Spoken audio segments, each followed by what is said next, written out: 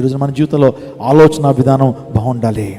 పౌలు కూడా తన జీవితంలో కొందరు మానుకొనుచుండగా సమాజంగా కూడుకున్నట్టు మానక ఆ దినము సమీపించిన కొలది ఒకరినొకరు పురుకొల్పుకుంటూ ఆలోచింతు అన్నాడు. స్తోత్రం చెప్పండి హల్లెలూయా. అపోస్తలుడైన పౌలు సంఘానికి రాస్తూ ఏమన్నాడు తెలుసా? మీరు సంఘాలు మానేయటం దేవుని ఉద్దేశం కాదు, ఇంట్లో కూర్చుని ఉండిపోవడం దేవుని ఉద్దేశం కాదు. కొందరు సమాజంగా కూడుకున్నట మానక. చాలామంది సమాజంగా కూడుకోవట్లా. మాకు చర్చ్ అక్కర్లేదండి, మాకు ఇంట్లోనే దేవుని ఆరాధన చేసుకుంటాం, మాకు సమాజంగా కూడుకుంటే మాకు అవసరం లేదు, పరిశుద్ధందరూ కలిసి దేవుని ఆరాధించడం మాకు ఇష్టం అవ్వట్లా, ఆ తర్వాత కలిసి ప్రార్థన చేయడం మాకు ఇష్టం అవ్వట్లా, సమాజంగా కూడుకున్నట్టు ఏం చేద్దన్నాడు? మానక.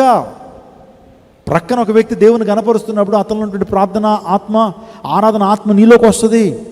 సమాజంగా కూడుకుండా మానకూడదు, మందిరాన్ని మానేయకూడదు. చాలామంది ఈ రోజున మందిరాన్ని మానేస్తున్నారండి. లైవ్లు వస్తున్నాయి కదండి, ఇంట్లో టీవీ పెట్టుకున్నామండి, 85 ఇంచెస్ టీవీ మా భర్త గారు కొన్నారు, పైగా దానికి ఒక డాల్బీ డిజిటల్ సౌండింగ్ సిస్టమ్ పెట్టుకున్నామండి. అసలు చర్చిలో ఎలా ఉంటుందో అలాగే వినపడుతుందండి మా ఇంట్లో. అందుని బట్టి మేము ఎక్కడ రావండి? మందిరానికి రావండి. సమాజంగా కూడుకుంటూ మానొద్దు, ఇంట్లోనే కూర్చుని ఆరాధించమన్నాడు ప్రభు. ఈరోజు చాలా ప్రమాదకరమైన పరిస్థితుల్లోకి క్రైస్తవం వెళ్ళిపోతుందండి. ఈరోజు చాలా చర్చిలు ఎలా అయిపోతున్నాయంటే సినిమా హాల్స్లో మారిపోతున్నాయి.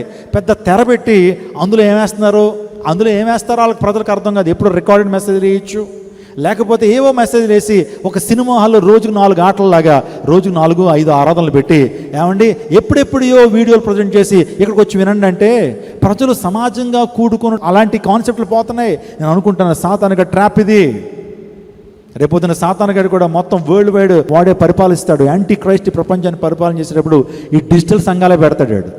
డిజిటల్ సంఘాలే దేవుని వాక్యానికి విరుద్ధమైనటువంటి సంఘాలు అవి. దాని ద్వారా నువ్వు మేలు పొందుకోలేవు. దేవుని వాక్యానికి వ్యతిరేకంగా ఏ సేవకుడు చేయడానికి వీలు లేదు. అది ఒకవేళ ప్రయోజనాన్ని ఇస్తున్నా సరే దానివల్ల సాతాను యొక్క ఆలోచనే కానీ దేవుని యొక్క ఆలోచన కాదు. దాని ద్వారా ఏ విధమైన సంఘానికి మేలు లేదు. పైగా అనేక మంది దానికి అలవాటు పడిపోయి కొన్ని రోజులు అక్కడికి వెళ్ళటం, లేకపోతే ఇంట్లోనే అదే వర్తమానం మాకు కూడా టీవీలో వస్తుంది కాబట్టి సంఘానికి మానేయటం చాలా ప్రమాదకరమైనటువంటి గడియల్లో మనం ఉంటున్నాం. అంత్య దినాల్లో ఉన్నాం, కడవరి దినాల్లో ఉన్నాం, అపాయకరమైన దినాల్లో ఉన్నాం. అక్కడ అంటున్నాడు ఆ దినము సమీపించిన కొలది. ఏ దినం? యేసయ్య రాకడి దినము సమీపించిన కొలది ఒకరినొకరు ఏం చేసుకోవాలా? దొప్పి పొడుచుకోమన్నాడా? ఒకరినొకరు తిట్టుకోమన్నాడా? ఒకరినొకరు ఏం చేసుకోమన్నాడు? పురుకొల్పు, స్టిరప్. ఒకరినొకరు పురుకొల్పుని ఎంకరేజ్ చేసుకోనండి, ఒకరినొకరు ప్రోత్సహించుకోనండి, ఒకరినొకరు ఏం చేయండి? ఆధ్యాత్మిక అంశాలతో హెచ్చరించుకుంటూ ఆ దినం వచ్చేంతవరకు ఎలా ఉండాలా?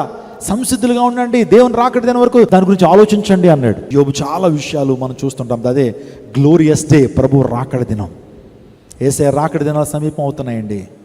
రీసెంట్గా 2 days బ్యాక్ రెడ్ హైఫర్స్, ఆ ఎర్రని పెయ్యలు, వాస్తవానికి ఎర్రని పెయ్యలు మనం నిర్గమాకాండము ఆ తర్వాత మనం ఈ యొక్క ద్వితీయోపదేశకాండం ఈ యొక్క అంశాలు మనం చదువుతున్నప్పుడు వాస్తవానికి బలి అర్పించమన్నాడు దేవుడు మోషేని అహరోన్ని. ఆ బలి కార్యక్రమం ఎలా జరగాలంటే, సో మీరు నిర్దోషమైనటువంటి ఒక దూడ, నిర్దోషమైనటువంటి ఎర్రని పెయ్యలు తీసుకొచ్చి దాన్ని ఏం చేయాలి? బలి అర్పించాలి. దాని బూడిదని ఏం చేయాలి? దాన్ని హలాల్ పాత్ర అంటారు. హలాల్ పాత్రలో ఏం చేయాలి? దాన్ని ఆ బూడిదని తీసుకెళ్ళాలి. ఒక ప్రవచనాత్మకమైన విషయం ఉంది. అంటే రెడ్ హైఫర్స్ ఎప్పుడైతే ఇజ్రాయెల్ దేశంలో దేవుని మందిరంలో బలి అర్పించబడతాయో అప్పుడు యేసు ప్రభు రాకడ దినం సమీపం అవుతుంది.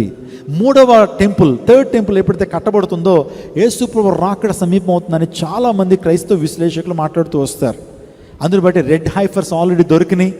సుమారుగా 2022వ సంవత్సరంలో ఈ ఎర్రని పెయ్యలు, ఆ ఎర్రని పెయ్యలు ఎలా ఉండాలంటే, ఆ ఎర్రని పెయ్యలకి అంటే ఎర్రటి పెయ్యలు అంటే ఏంటంటే దూడలు లేకపోతే ఆవులు, వాటికి కనీసం తెల్ల వెంట్రుక కూడా ఉండడానికి లేదు, మొత్తం ఎర్రగా ఉండాలండి. అవి ఎక్కడ దొరుకుతాయి? ఎర్రని పేరుతో బలి చేయాలి అంటే ఇప్పటికే ఇజ్రాయేలీలు అమెరికా దేశంలో కాలిఫోర్నియా ప్రాంతంలో టెక్సస్ అనే రాష్ట్రంలో ఎర్రని పేలు పట్టుకున్నారండి. దానిలో ఒక తెల్లటి వెంట్రుక కానీ నిజంగా ఒక నల్లటి వెంట్రుక లేదు. చాలా చాలా శ్రేష్టమైన రీతిలో ఎర్రని పేలు దొరికేసినాయి. దొరికిన తర్వాత ఫ్లైట్ల మీద తీసుకెళ్లారు, ఇజ్రాయెల్ దేశానికి తీసుకెళ్ళి వారు దాన్ని గమనిస్తున్నారు. రీసెంట్గా ఒక ఎర్రని పేయిని వారు బలి ఇవ్వటం జరిగింది. ఎప్పుడైతే ప్రపంచం అంతా ఉలిక్కి పడిపోయింది, క్రైస్తవులందరూ కూడా అలర్ట్ అయిపోయారు. ఎర్రని పేయి దొరికేసింది. ఎర్రని పేయిని ఏం చేశారు? బలి ఇచ్చారంటే యేసు క్రీస్తు ప్రభు రాకడి దినాల్లో మనం ఉన్నాం, అతి సమీపంగా ప్రభు రాబోతున్నాడు అనేటువంటి సూచన. నిజంగా వారు చెప్పింది ఏంటంటే, ఆ ఎర్రని పేయి యొక్క శాంపిల్గా ఇచ్చారు. ఆ ఎర్రని పేయిని మీదట 2 తెల్ల వెంట్రుకలు వచ్చినాయట. ఎన్నట? 2 తెల్ల వెంట్రుకలు వచ్చినాయి కాబట్టి ఇది బలికి పని చేయదు. కానీ ఎర్రని పేలు సిద్ధం చేస్తున్నాము, ఎర్రని పేలు నేడు రేపు ఎర్రని పేలు మేము బలి ఇవ్వబోతున్నాము. దాని ముందుకి శాంపిల్ ఇది ఏంటిది, శాంపిల్ బలిని ప్రపంచానికి అందించారు.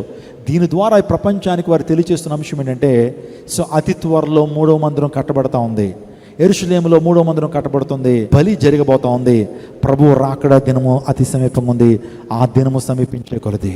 నా ప్రియదేవ జనాంగమా, ఇక్కడ ఆలోచించమన్నటువంటి మాట మనం చూస్తా ఉన్నాం. అక్కడ అంటున్నాడు గాడ్ ఈజ్ మైటీ, దేవుడు బలవంతుడు. నిజంగా ఆయన బలం ఉందని చెప్పి బలహీనుల్ని ఆయన ఎట్కారించేవాడు, హేళన చేసేటువంటి వాడు కాదు. ఆయన బలశౌర్యములు కలిగినటువంటి వాడు, ఆయన బలము ద్వారా సర్వప్రపంచాన్ని నిర్మించినటువంటి వాడు, ఆయన నోటి మాటతో సర్వాన్ని కలుగు చేసినటువంటి ఆయన. అంత బలవంతుడు బలహీనులు చూసి ఆయన ఏమండి తిరస్కరించాడు, ఆయన చిత్రంగా మాట్లాడా, వాడిని ప్రేమించాడు. స్తోత్రం చెప్పండి హల్లెలూయా. మనకో బలం ఉందంటే బలహీనులు చూసి బక్కోడు వెళ్ళరా అంటాం, ఏమండి బలహీనులు చూసి ఏం అంటాం, ఓరి బక్కోడు అని మాటలు మారిపోతూ ఉంటాయి. నీ కండ్లు ఉన్నాయనా? మరి దేవుడే అంత బలం కలిగినటువంటి మనం చూస్తూ ఉన్నప్పుడు, ఆయన అగ్ని అయితే మనం గడ్డి లాంటి వాళ్ళం కదా, మనల్ని ప్రేమించాడా లేకపోతే మనం తిరస్కరించాడా? ప్రభు ఎవరైనా తిరస్కరించేటువంటి వాడు అక్కడ మనం చూస్తున్నాం. ఆలోచించము, దేవుడు బలవంతుడు కానీ ఆయన ఎవరికి తిరస్కారం చేయడు, ఆయన వివేచన శక్తి బహుబలమైంది అంటాడు. అవును, దేవుడు బలవంతుడు మాత్రమే కాదు, ఆయన వివేచన కలిగినటువంటి వాడు, ఆయన వివేచన కలిగినటువంటి వాడు. మనుషుల యొక్క తీర్మానాలు, మనుషుల యొక్క ఆలోచన విధానం, జ్ఞానం ఉంటే జ్ఞానహీనులను ఏం చేస్తాడు, తిరస్కరిస్తాడు. జ్ఞానహీనులను తిరస్కరి వెర్రోడా అని మాట్లాడుతూ ఉంటాడు. జ్ఞానం ఉందని చాలామంది విర్రవీగిపోతుంటారు. ఈ రోజున మాకు తెలిసిన ఒక ప్రొఫెసర్ గారు ఉన్నారు, ఆయన ఎంటెక్ చదివాడు, ఆయన ప్రక్కన బోల్డ్ డిగ్రీలు ఉంటాయి, చాలా జ్ఞానవంతుని ఫీల్ అయిపోతూ ఉంటాడు ఆయన. ఇంతకీ ఆయన జ్ఞానం ఏంటంటే దేవుడు లేడని అంటాడు. మరి ఈ ప్రపంచాలన్నీ ఎలా కలిగినాయి, ఈ నక్షత్రాలు, ఈ గెలాక్సీలు, ఆ తర్వాత ఈ యొక్క అద్భుతమైన సృష్టి ఎలా కలిగిందంటే ఆయన దగ్గర ఆన్సర్ ఉండదు. మనంతా ఫైన్ ట్యూనింగ్లో ఉన్నాం. ఫైన్ ట్యూన్డ్ అండి, ఎవ్రీథింగ్ ఫైన్ ట్యూన్డ్. ఈ ప్రపంచంలో ప్రతి పదార్థం కూడా, ప్రతి అంశం కూడా ఫైన్ ట్యూన్. దేవుడు ఒక నిర్దిష్టమైనటువంటి రీతిలో కలుగు చేశాడు, అంతేగాని ఆటోమేటిక్గా ర్యాండమ్ సెలక్షన్స్ నుంచి మనం రాలేదు. అకస్మాత్తుగా ఊడి పడిపోలేదు, అకస్మాత్తుగా ఈ రూపం మనకు వచ్చేయలేదు, అకస్మాత్తుగా గుండె ఎక్కడ ఉండాలో అక్కడ ఉండలేదు. దేవుడు ఆ గుండెని అక్కడ ఉంచాడు, ఆయన కిడ్నీలను ఎక్కడ ఉంచాలో అక్కడ ఉంచాడు, కళ్ళని ఎక్కడ ఉంచాలో అక్కడ ఉంచాడు. అద్భుతమైన సృష్టి అని చేశాడు. అంతేగాని సైంటిస్టులు అంటున్నారు ఈ రోజున ఈ యొక్క విశ్వము, ఈ మానవుడు, ఈ అవయవాలన్నీ కూడా ఆటోమేటిక్గా అలా కలిగేసినాయి అన్నారు. ర్యాండమ్ సెలక్షన్స్ కాదు ఇది, వీఆర్ ఫైన్ ట్యూన్డ్. మనం ఏంటి, ఫైన్ ట్యూన్డ్. ఒక వస్తువు మనం చూస్తున్నాం అంటే దానికి ఎవరు ఉంటారు, నిర్మాణకుడు ఉంటాడు. ఈ ఫోన్ డిజైన్ చేసినటువంటి ఉన్నాడు కదా, యాపిల్ తయారు చేశారు స్టీవ్ జాబ్స్. స్టీవ్ జాబ్స్ లేకపోతే యాపిల్ ఫోన్ ఉంటుందా? లేదు. అంటే మీరు ఆలోచన చేయండి, ప్రతిదానికి కూడా యాపిల్ స్టీవ్ జాబ్స్ అయితే మైక్రోసాఫ్ట్కి ఎవరు? ఇంకా ప్రతిదానికి ఒక నిర్మాణం. ఇక్కడ ఏసీ చూస్తున్నాం, దాన్ని నిర్మించిన వాడు ఉన్నాడు, దాన్ని తయారు చేసిన వాడు. ల్యాప్టాప్ మనం చూస్తున్నాం, దాన్ని నిర్మించిన వాడు ఉన్నాడు. నా చేతిలో ఫోన్ ఉంది, దీన్ని నిర్మించిన వాడు ఉన్నాడు. అంటే ఈ విశ్వం అంతా కూడా ఒక అద్భుతమైనటువంటి విధానంలో సృష్టించబడింది. సృష్టి జరిగిందంటే సృష్టికర్త లేకుండా సృష్టి జరగదు. చాలా విషయాలు మీతో మాట్లాడుతున్నాను నా ప్రదేశనాగమా. దేవుడు ఉన్నాడు. చాలామంది జ్ఞానం కలిగినటువంటి వారు దేవుడు లేడని మాట్లాడుతుంటారు. దేవుని లేకుండా చెప్తా ఉంది, దేవుడు లేని బుద్ధిహీనుడు తమ హృదయంలో అనుకుంటారు అన్నాడు. ఈ రోజున నేను చెప్తున్నాను, దేవుడు బలవంతుడై ఉన్నాడు. God is omnipotent. దేవుడు సర్వశక్తిమంతుడు. ఆ సర్వశక్తిమంతుడికి అసాధ్యమైనది ఏది కూడా లేదు. అబ్రహాంతో అంటున్నాడు, సో నాకు అసాధ్యమైనది ఏదైనా ఉన్నదని నువ్వు అనుకుంటున్నావా? దేవునికి అసాధ్యమైనది ఏదైనా ఉన్నదా? Is there anything hard for God? ఎండిన ఎడారిలో నదులను ప్రవహింపు చేసినటువంటి దేవుడు ఆయన. ఉడికిన గర్భాలను తెరిచినటువంటి వాడు ఆయన. ఎర్ర సముద్రాన్ని పాలు చేసినటువంటి దేవుడు. యోర్దాన్ నదిని ఏమండి ఆయన పాలు చేసినటువంటి దేవుడు. ఎరుకో ప్రాకారాలు కొలగొట్టినటువంటి దేవుడు.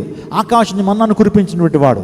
పగల మేఘస్తంభాన్ని, రాత్రి అగ్నిస్తంభాన్ని వేసి 40 సంవత్సరాలు ఏ షాపు లేకుండా, ఏ కొట్టు లేకుండా 40 సంవత్సరాలు ఇశ్రాయేలుని ఏం చేశాడు ఆయన? నడిపించాడు. మనకి డిపార్ట్మెంట్ స్టోర్లు, కొట్లు లేకుండా మన జీవితం నడుస్తాయండి. కానీ ఇశ్రాయేల్కి అడవుల్లో ఏ కొట్లు ఉన్నాయండి? ఇశ్రాయేలీలకి అడవుల్లో ఏ షాపులు ఉన్నాయి? నేను పోషించలేడా? బలము నాదని దేవుడు ఒక్కసారి సెలవిస్తే 2 సార్లు వినబడిందని అంటాడు. ఎకోస్ వచ్చినాయి. అవును, మన దేవుడు బలవంతుడు. స్తోత్రం చెప్పండి హల్లెలూయా.